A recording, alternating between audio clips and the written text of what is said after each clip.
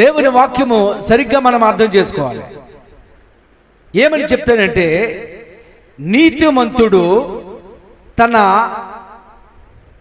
నీతిమంతుడైన కుమారుడు తండ్రిని సంతోషపెట్టును.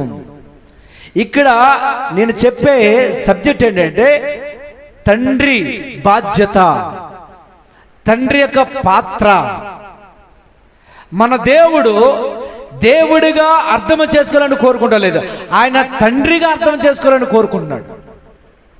తండ్రి హృదయం ఎలాగుంటుందంటే పిల్లలు ఆయన హృదయానికి హత్తుకోవాలి.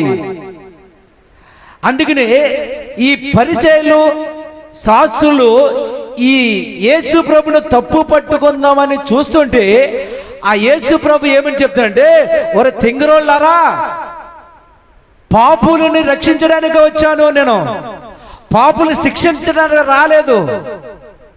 మీకు ఆ విషయం తెలియట్లేదు, దేవుడు హృదయం ఎలా ఉంటుందో మీకు అర్థం కావట్లేదని అక్కడ 3 ఉపమానాలు చెప్తున్నాడు. ఏమని ఉపమానం చెప్తున్నాడు? మొట్టమొదటి ఉపమానే తప్పిపోయిన గొర్రె, కాపరి. అంటే కాపరి గొర్రె అంటే స్వరము ఖచ్చితంగా సహవాసము చూపెడుతుంది.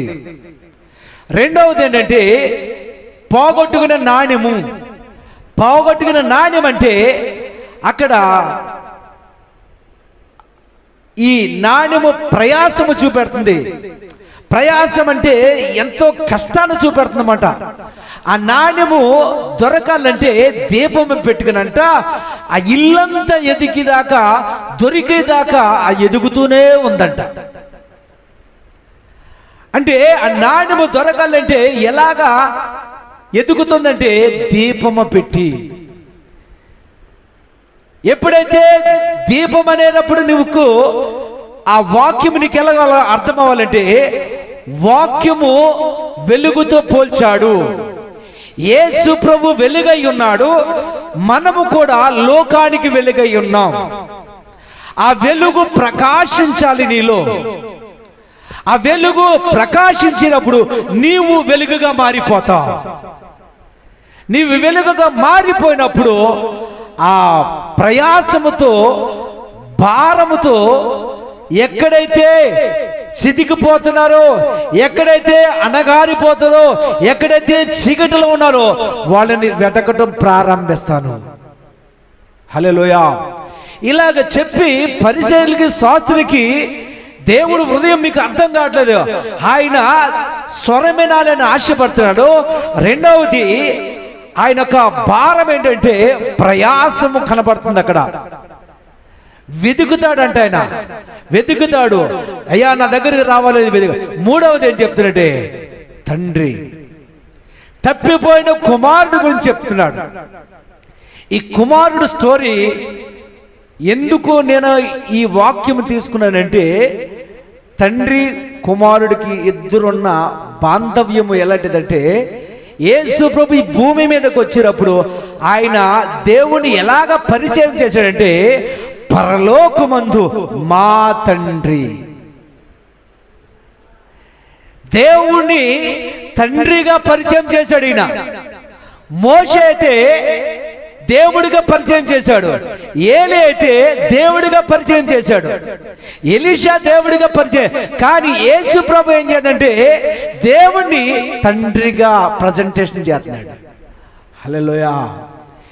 ఎందుకు ప్రభు ఈ తండ్రిగా ప్రజెంటేషన్ చేస్తున్నాడంటే, తండ్రికి కుమారుడుకున్న బంధం ఎలాంటిదంటే విడదీయలేని బంధము. ఆ తండ్రి యొక్క DNA కుమారుడుకుంటుంది. తండ్రి ఏ ప్లేసులో ఉంటాడో అదే ప్లేసులో కుమారుడు ఉంటాడు. రాజు పరిపాలన చేసేటప్పుడు రాజు చనిపోతే ఆ ప్లేసు కుమారుడే భర్తీ చేయాలి, వేరేవాడు ఎవడు చేయడు. అందుకనే ఈయన ఈ భూమి మీదకి రావడానికి కారణం ఏంటో ఎవరికి అర్థం కావట్లే. ఒరే బాబు దైవజనులరా, నేను ఇక్కడ భూమి మీద రావడానికి తండ్రిలాగా వచ్చాను, దేవుడిలాగా వస్తే మీరు నా ముందు నిలబడలేరు. అందుకనే దేవుడిలాగా మోషే వచ్చినప్పుడు ప్రజలు ఏమన్నారంటే, అయ్యా దేవుడి యొక్క స్వరం మేము వినలేకపోతున్నాం. ఆ స్వరము భయంకరమైన స్వరము. మోషే నువ్వే నువ్వు విని మాకు చెప్పు అని ఆ ప్రజలు పారిపోయేవారు మాట. కానీ ఆ స్వరం వినలేకపోతుండే దేవుడు ఆ యేసు ప్రభుని దేవుని స్వరం ఎలాగినాలో తండ్రి కింద పరిచోదం చేస్తాడు. తండ్రితో భయపడతారా ఎవరన్నా? తండ్రితో భయపడతారా? తండ్రి చాలా ఫ్రీగా. అందుకనే ఆ తండ్రి హృదయం ఏంటని చెప్పుకొస్తున్నాడు. హల్లెలూయా. దైవజనుడు వరాలు కలిగి ఉండొచ్చు, ఫలాలు కలిగి ఉండొచ్చు, డెలివరెన్స్ జరగవచ్చు, స్వస్థతలు జరగవచ్చు, అద్భుతాలు జరగవచ్చు. కానీ అన్నిటికంటే శ్రేష్టమైనది తండ్రి హృదయం. దేవుని నామమున స్తోత్రము కలుగును గాక.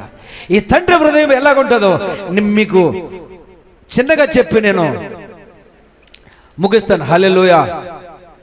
దేవుని నామ స్తోత్రం కలుగును. నా వైపు చూడాలి. ఈ తండ్రి ఎలాంటి హృదయం అంటే, ఆ హృదయాన్ని ఈ లోకానుసారంగా మనం చూస్తే గనుక దేవుడికి హృదయం ఎలాగుంటుందో అది ఈ వివరించడం చాలా కష్టం. అది ఆయన ప్రేమను వివరించడం మన వల్ల కాదు. అందుకనే నా ప్రేమ తూర్పుకి పడమరికి ఉత్తర దక్షిణానికి కొలిసిన అది కొలవలేని ప్రేమ. ఇప్పుడు మన ప్రేమ ఎలా ఉంటుంది? ఒక పిల్లవాడు ఏదన్నా తీసుకొస్తే నాయనా నువ్వు నా తీసుకొచ్చావు, నాయన నా తండ్రి నా బిడ్డ అని మన సొంత. కానీ ఈ దేవుడికి ఉన్న లక్షణం ఏంటంటే, నువ్వు ఏమి ఇచ్చినా ఇవ్వకపోయినా నిన్ను ప్రేమిస్తూనే ఉంటాడు ఆయన. ఎందుకు ప్రేమిస్తాడంటే, యేసు ప్రభు హృదయము సంగమ మీద అలాగా నింపబడి ఉన్నది. నీ మీద చిన్న రాయి కూడా పడడానికి ఇష్టపడ్డాయన. అదేదో ఆ బాధ ఏదో నేను భరిస్తాను. సిలువలో చేసిన త్యాగం అదే. ఈ తప్పిపోయిన కుమారుడు గురించి ఎందుకు చెప్తాడు? తండ్రి హృదయం చెప్తున్నాడు. ఒకరోజు వచ్చి ఇద్దరు కుమారులు కథ అది. ఒక పెద్ద కుమారుడు, చిన్న కుమారుడు. ఆ చిన్న కుమారుడు వచ్చి నానా నా ఆస్తి కావాలి, పంచుతావా లేదని అడిగినప్పుడు, ఆ ఆస్తిని పంచమని అడిగినప్పుడు ఆ తండ్రి ఏమన్నాడంటే, అరే నీకు నీ ఆస్తి ఇవ్వను అని అనకుండా అప్పటికప్పుడు 2 భాగాలు చేసి ఆయన ఆస్తి ఇచ్చేయాడంట. ఆ కాలంలో ఆస్తి ఇస్తే గనుక తండ్రి చనిపోతేనే కానీ ఆస్తి పంపకాలు జరగవు. కానీ తండ్రి ఉండగానే చంపేశాడు ఈ వ్యక్తి. అయినా నీ ఇష్టాన్ని బట్టి, నీ కోరికను బట్టి, నేను చచ్చిపోయినా పర్వాలేదు, కానీ నీ ఆస్తికి ఇచ్చేసిన ఆస్తి ఇచ్చినప్పుడు ఆస్తిని పట్టుకుని దూర ప్రాంతానికి వెళ్ళి దుర వ్యాపారానికి ఆ ఆస్తి అంతా కూడా నాశనం చేసి చివరికి పందులు తిన్న పొట్టులోకి తినటానికి ఆ స్థాయికి దిగజారిపోయాడు. పందుల మేపడం యూదులకి ఆచారము చాలా అపవిత్రమైంది. అలాంటి ఆ వ్యక్తి అక్కడికి వెళ్ళి, అయ్యా పందులు మేపుతానయ్యా, నాకు కొద్దిగా భోజనం పెడితే చాలని ఆ పందులు మేపే ఆ యజమానుడి దగ్గరగా జాయిన్ అయ్యి చివరికి ఆ పందులు తిన్న పొట్టు కూడా తినలేకుండా ఏడుస్తుంటే ఆ హృదయములు అనుకున్నాడంట, అంటే మనకి ఏ స్థాయిలో ఉన్నామో ఆ స్థాయి నుంచి ఏ స్థాయికి వచ్చామో ఆ లాస్ట్ స్థాయికి వచ్చినప్పుడే మన స్థాయి గుర్తుగా వచ్చాలి. చివరి స్థాయికి వచ్చేసినప్పుడు మనము కూడా బలమున్న చేపు, డబ్బున్న చేపు దేవుడు గుర్తుకు రాడు. ఎప్పుడైతే అయిపోయే మంచం మీద పడతామో అప్పుడు దేవుడు కావాలయ్యా, దేవుడా ఈరోజు ఒక్కసారి చూడని దేవుడి దగ్గరికి వస్తాం. అలాగే ఈ వ్యక్తి కూడా ఎలాగా ఈ తండ్రి గుర్తుకొచ్చాడంటే, ఆ పందులు తిన్న పొట్టు తిన్నప్పుడు ఒక ఆలోచన వచ్చిందంట. ఛీ, నా క్యారెక్టర్ ఏంటి, నా బతుక ఏంటి, నా స్థాయి ఏంటి అని ఆ స్థాయి ఎప్పుడు గుర్తొచ్చిందంటే, లేని స్థాయికి వెళ్ళినప్పుడు తండ్రి ఏంటో గుర్తుకొచ్చాడంట. గుర్తుకొచ్చి అనుకున్నాడంట, నా తండ్రి ఇంటికాడ అనేక మంది కూలి వాళ్ళు ఉన్నారు కదా, ఆ కూలి వాళ్ళలో ఒక్కనే వాళ్ళే వెళ్ళి ఆ ఆకలి తీర్చుకునే బ్రతికదనని తిరిగి వెళ్దామని ఆలోచించుకున్నాడంట. ఈ వ్యక్తి ఎలాగ అంటే తండ్రి హృదయం ఎలాంటిదో మనకు అర్థం కావట్లే. మనం కూడా ఇలాగ తప్పులు చేస్తుంటాం. తండ్రి అయ్యో మనము డబ్బు ఇస్తాం, డబ్బు పాడు చేసినప్పుడు మనం ఒకే మాట అంటాం, నీ ముఖం నా దగ్గరికి రావద్దురా, ఎప్పుడు నీ ముఖం నాకు చూపించద్దు, నీ వల్ల నేను నష్టపోయాను, ఆస్తి పోగొట్టుకున్నాను, నీ ఉన్నా ఒకటే సచ్చినా ఒకటే, నువ్వు కొడుకేవే కాదురా పోరా అని చెప్పేస్తా. అవునా కదా? వెళ్ళిపో, నా అలా కనిపించద్దు, నీ ముఖం చూపించద్దు, నేను గంటేస్తా. కానీ ఇక్కడ తండ్రి అలాగలేదు. హల్లెలూయా. ఇక్కడ వంక పెట్టుకుని వస్తుంటే ఆ కుర్రోడు అక్కడ ఉండగానే తండ్రి వేచి చూస్తున్నాడు. ఆయన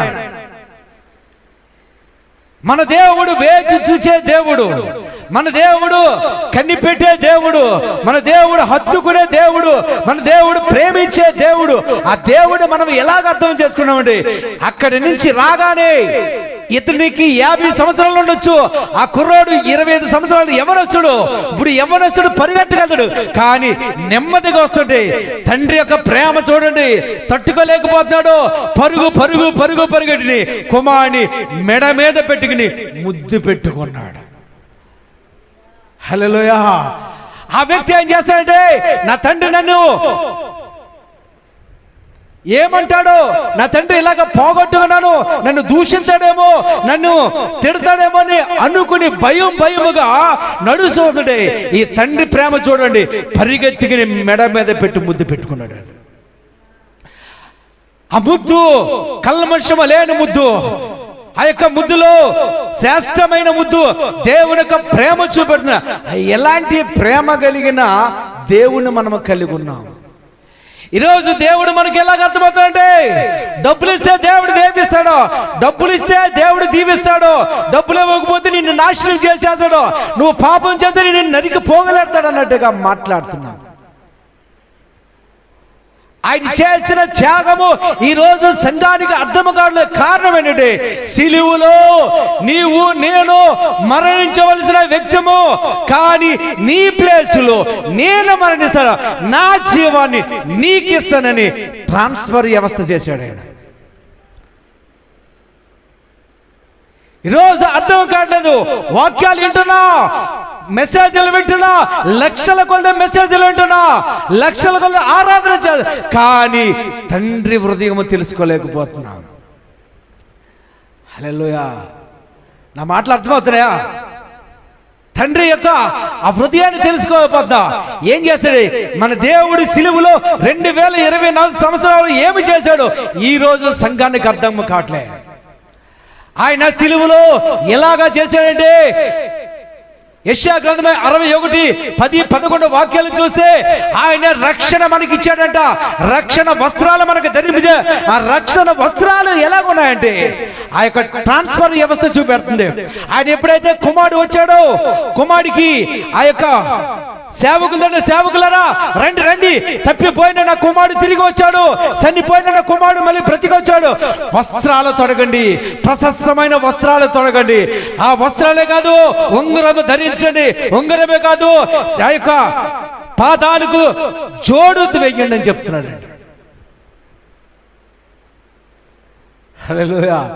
ఈ యొక్క ఆధ్యాత్మికమైన విషయంలో ఈ యొక్క జోడి, ఉంగరం, ఈ ప్రశస్తమైన వస్త్రాలు మనము దేవుని యొక్క వాక్య ధ్యానములో, వాక్య మర్మములతో, వాక్యం యొక్క ఆ కోణంలో మనం అర్థం చేసుకునే గనక ఆధ్యాత్మికమైన మన ఆ అర్థము మనకి ఏమని చెప్తుందంటే, ప్రశస్తమైన వస్త్రాలు.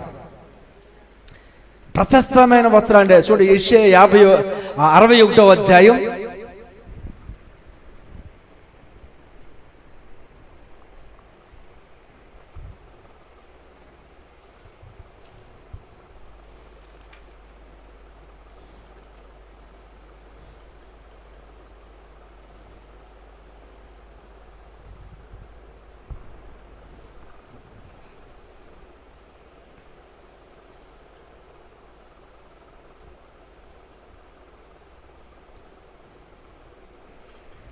61:10. శృంగారమైన పాగా ధరించుకొనిన పెండ్లి కుమారుని రీతిగాను, ఆభరణములలో అలంకరించుకొనిన పెండ్లి కుమార్తె రీతిగాను ఆయన రక్షణ వస్త్రములను నాకు ధరింపచేసి. హల్లెలూయా. చాలండి. ఏంటంటే ఆయన రక్షణ వస్త్రాలంట, శృంగారము కలిగిన వస్త్రాలంట, బాగా ధరించిన అంటే రాజు కలిగిన వస్త్రాలయ్యి. అలాంటి వస్త్రాలు ధరింపజేస్తారంట. రక్షణ అంటే చాలా మందికి ఈజీగా అనుకుంటున్నారు.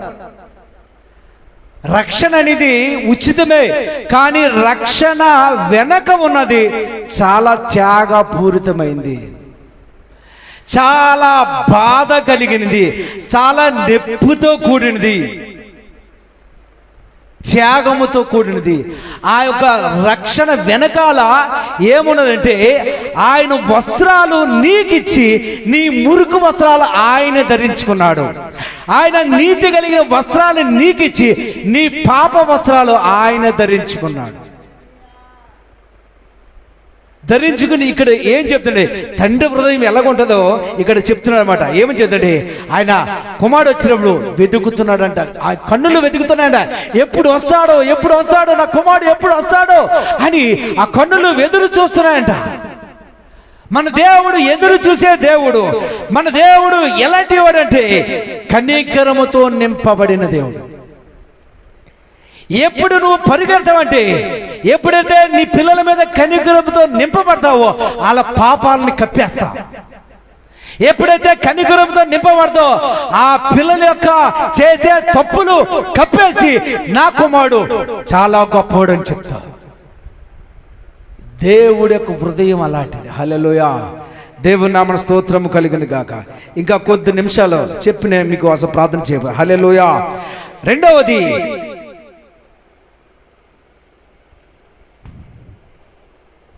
ఆయన ముద్దు పెట్టుకున్నాడు అని ఉంటుంది. హల్లెలూయా. మొదటి వెతికే దేవుడు, రెండవది కనికరంతో నింపబడిన వాడు, మూడవది ఆయన ముద్దు పెట్టుకున్నాడు. హల్లెలూయా. పరిశుద్ధాత్మ దేవుడు నీతో మాట్లాడినప్పుడు నీ కోసము చెప్తాడు, అపవాది కూడా చెప్తాడు. పరిశుద్ధాత్ముడు ఎలాగ మాట్లాడతాడే, నువ్వు తప్పు చెప్పినప్పుడు ఆ తప్పు నీ దగ్గరికి తీసుకొస్తాడు. నీ దగ్గరికి తీసుకురావడమే కాదు, దానివల్ల నష్టము చెప్తాడు. అలాగే అపవాదు కూడా తప్పుని నీ దగ్గరికి తీసుకొస్తాడు, దానికి కూడా నష్టం ఆడించేది. కానీ పరిశుద్ధాత్ముడు ఏంటి, దానికి పరిష్కారం చూపిస్తాడు. అపవాది పరిష్కారం చూపించాడు. నీ బతుకు అయిపోయింది, నీ జీవితం అయిపోయింది, ఇంకా నీ కొలప్స్ అయిపోయింది, ఇంకా నీ బ్రతుకు వేస్ట్ అని అపవాది. కానీ పరిశుద్ధాత్మ దేవుడు ఏం చేస్తాడే, నీకు లైఫ్ ఉందని చెప్తాడు. హల్లెలూయా. దేవునామ స్తోత్రము కలిగినగా. హల్లెలూయా. మూడవది ముద్దు పెట్టుకున్నాడా. మనము యేసు దగ్గరికి మనం ఎందుకు వస్తామంటే, ఇల్లు కావాలి. యేసుప్రభు దగ్గరికి ఎందుకు వస్తారంటే, సంఘం ఇదే పరిస్థితి. యేసుప్రభు నమ్ముకుంటే నీకు బిల్డింగ్ మీద బిల్డింగ్లు వస్తాయి. యేసుప్రభు నమ్ముకుంటే నీకు రోగాలు తగ్గిస్తాడు. యేసుప్రభు నమ్ముకుంటే నీకు ఉద్యోగం వస్తుంది. యేసుప్రభు నమ్ముకుంటే మంచి పెళ్ళి అవుతుంది. ఓకే, వెరీ గుడ్, మంచిది. యేసుప్రభు అంటే ఇవన్నీ వస్తాయి. కానీ అది కాదు దేవుడిని నమ్ముకోవడం.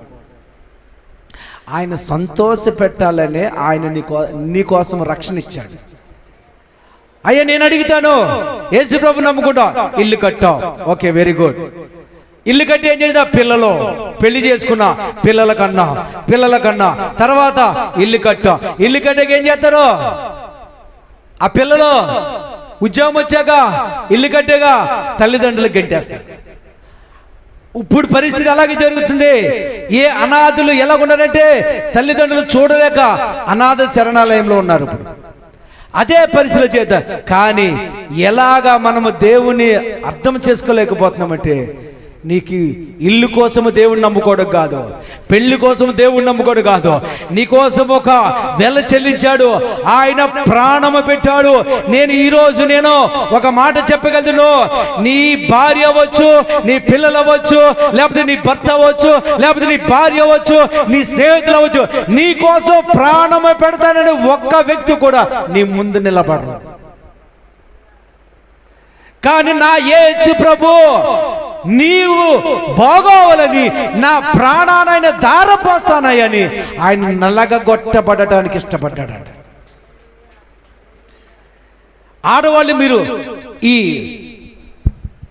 ఆడవాళ్ళు ఉల్లిపాయని తీసుకుని రోట్లో చితక కొడితే ఎలాగ ముక్కలైపోతుండ, అలాగా రక్షణ అంటే చాలా మందికి అర్థం కాదు. ఆ పచ్చడిగా ఉల్లిపాయ ప్లేసులో యేసు ప్రభుని ఒకసారి పెట్టి చూస్తే కనుక ముక్కలైపోయాడు ఆయన. ఈరోజు రక్షణకి విలువ తెలియట్లేదు. ఆ సిలువలో చిందర బందరమైపోయి ఆయన నాగలతో దున్నబడిన ఆ భూమి వలె ఈ శరీరము చీల్చబడి కండలగా వచ్చేసిందంట. ఎందుకు ఈ త్యాగం చేశానంటే నా పిల్లల బాగోవాలి, వాళ్ళ కోసం నేనేదైనా చేస్తానో, చనిపోవడానికైనా నేను సిద్ధమే అని సిలువలో మరణించాడు. హల్లెలూయా. మరణించి ఏమి చేశాడంటే రక్షణలోనే ఎన్ని ఇచ్చేశాడు, రక్షణలు ఇచ్చాడు. చెప్తున్నాడు, నా ప్రేమ నేను తెలియపోస్తాను, నా యొక్క ప్రేమ ఎలాంటిదో చెప్తాను, తండ్రి ఎలాంటి వాడు చెప్తాడు, తండ్రి యొక్క త్యాగమైన చెప్తాడు. తండ్రి పిల్లల్ని కొట్టేసేవాడు కాదు, తండ్రి యొక్క బిడ్డల్ని ఎలాగ ప్రేమిస్తాడో ప్రేమ వర్ణించి చెప్తున్నాడు. రే, చనిపోయిన నా కుమారుడు తిరిగి వచ్చాడు, మరలా నా వస్త్రాలు ఆయనకి ఇస్తున్నాను, ఆ మురికి వస్త్రాలు నేను తీసుకున్నాను. ఎందుకు ఇలాగ కాబట్టి తండ్రి అంట పిల్లలు సరైన రీతిలో లేకపోతే అల్లాడిపోతాడంట, తట్టుకోలేడు. అయ్యా, ఎలాంటి ప్లేస్ లో చూడండి, ఆ కుర్రాడు రాజు వస్త్రాలు ధరించుకున్న కుమారుడు ఆ దగ్గరగా కనిపించినప్పుడు కనికరంతో నింపబడి, అయ్యా నా కుమారుడు ఇలా ఉండకూడదని పరుగు నా కుమారుడు మరలా బతికొచ్చాడు అని వస్త్రాలు తీసుకురామని ఆయన రాజు వస్త్రాలు ఇచ్చి మురికి వస్త్రాలు తీసేసాడు. రక్షణ అంటే ఇది. రక్షణకి రోజు విలువ లేదు. యేసు ప్రభు నమ్ముకుంటే ఏమొస్తాయి, యేసు ప్రభు నమ్ముకుంటే నాకేంటి అని ఇదే చేస్తాను. కానీ రక్షణ అంటే నాకు దేవుడు ఒక రోజు చెప్పాడు, నిన్ను ఎవరో పట్టించుకోలేదు, నిన్ను ఎవరు పట్టించుకోలేదు, రోడ్డు మీద పడి ఉంటే నిన్ను ఎవరో పట్టించుకో, నేనే పట్టించుకున్నా. నా ప్రేమ ఎలాంటిదో చెప్పాలి, నా సంఘానికి చెప్పాలి, ఇలాంటి వర్తమానం రావాలని చెప్పితే నేను చలించకపోయిన. హల్లెలూయా. అందుకనే ఆ వ్యక్తి ఉదయ్ కుమార్ అనే వ్యక్తి, ఆ పోడూరులో ఉన్న వ్యక్తి, నాకు సంబంధం ఏంటి, నా ఆశ ఏంటంటే నా గురువు ఒకటి, ఆ మారుడు నాకు సేటివే కాదు. ఆ వ్యక్తితో అనేక మంది అలాంటి మగ్గిపోయే స్థితిలో ఉన్న అనేక మంది యూత్ యవ్వన కుమారులు ఉన్నారు. ఆ కుర్రోళ్ళు మార్చాలి. ఎందుకు ఏ భారం అంటే నేను అలాంటి భారంతో నింపబడ్డాను. అందుకనే ఆయన నా కోసం ప్రాణం పెట్టే, ఆయన కోసం ఆయనకి ఇష్టమ కానీ నేను విడిచిపెట్టాలి. అయ్యా, నీకు ఇష్టమ కానీ సిగరెట్ తాగడం ఇష్టమ కాదు, విడిచిపెట్టాను. మందు తాగడం ఇష్టమ కాదు, విడిచిపెట్టాను. అసూయ ఇష్టమ కాదు, అసూయ విడిచిపెట్టాను. ఇతరులే హానికి చేయకూడదు, హాని విడిచిపెట్టాను. ఎందుకంటే దేవుని యొక్క లక్షణాలు కావాలి. ఎవరిని ప్రసంగాల ద్వారా ఎవరిని మార్చలేం, ఎవరిని డబ్బిచ్చి మార్చలే. క్యారెక్టర్ చాలా ప్రాముఖ్యమైనది. నువ్వు వెళుతుండగా వెలుగు చూడాలి. వెలుగుకున్న లక్షణం అంటే వెలుగు నేను వస్తున్నాను అని అనదు. వెలుగు ఎప్పుడైతే వస్తుందో చీకటి పారిపోతుంది. అందుకనే మొట్టమొదటిగా ఆయనతో సహవాసం చేయాలి. హల్లెలూయా. రెండవది ఏంటంటే ఆ రక్షణలో ఉన్న గొప్ప ఏంటి నేను చెప్పి ముగించిపోతున్నా. ఎఫెసీయులకు రాసిన పత్రిక 1:13 వచ్చేది ఆత్మచేత ముద్రించబడ్డం అంటే దానికి అర్థం ఏంటంటే గుర్తింపు మార్చబడ్డాది. ఈ యొక్క కుమారుడు చెప్తున్నాడు, నా వైపు చూడండి, కుమారుడు వస్తున్నాడు. వచ్చినప్పుడు ఏంటంటే ఆ బెగ్గర ఉన్న వస్త్రాలు తీసేశాడు, రాజు వస్త్రాలు వేశాడు. చెప్పులు లేవు, చెప్పులు తొడిగించాడు. ఉంగర ఆ యొక్క చేతికి ఏమీ లేదు, రాజు ముద్ర వేశాడు. ఇప్పుడు ఈ కాలంలో క్రెడిట్ కార్డు ఎలాగో అలాగా రాజు ముద్ర వేశాడు. ఆ రాజు ముద్ర వేస్తే ఎక్కడికి వెళ్తే ఈయన రాజ్యగారి కుమారుడు, ఈయన రాజముద్ర, ఈయన థ్రోన్ లైఫ్, ఈయన యొక్క సింహాసన జీవితానికి సంబంధించిన అందరూ కూడా రాజుగారు కనపడుతున్నాడు ఆయన. హల్లెలూయా. దేవుడు నిన్ను నన్ను ఏ రకం చేశాడు? ఆయన రక్తముతో ముద్ర వేశాడు, వెళ్ళపెట్టే రక్తంతో కొన్నాడు. ఆ రక్తముతో ఎలాంటిదంటే పరిశుద్ధుడైన రక్తం, ఏ కల్మషం లేని రక్తం,